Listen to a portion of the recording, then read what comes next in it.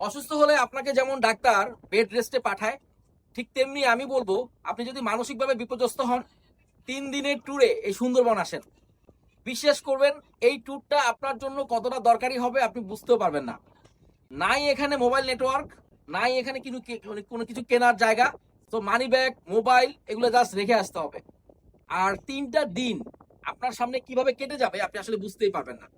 3টা দিন শিপের মধ্যে থাকবেন, প্রকৃতিকে এনজয় করবেন, মানে সারাটা দিন আপনি রেস্টে আছেন। এটাকে আমি বলি শিপ রেস্ট।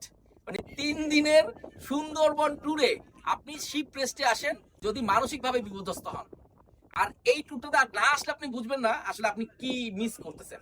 তাই বলবো, আপনি যদি মানসিকভাবে ভালো না লাগে, যদি জীবন সম্বন্ধে আগ্রহটা কমে যায়, যদি পৃথিবীটাকে বিষাদময় মনে হয়, আমি বলবো আপনি একাকী হোক বা বন্ধু বান্ধব নিয়ে আপনি সুন্দরবনের 3 দিনের ট্যুরে চলে আসেন। অনেকে আছে সুন্দরবনে একদিনের ট্যুরে আসে, একদিনের ট্যুরে আসলে আসলে সুন্দরবনকে সুন্দরবনের মতো করে বোঝা যায় না। তো সুন্দরবনকে সুন্দরবনের মতো এনজয় করতে হলে, মানে বুঝতে হলে, আপনাকে 3 দিনের শিপের ট্যুরে আসতে হবে। তাহলেই পাবেন আপনি কমপ্লিট শিপ রেস্ট।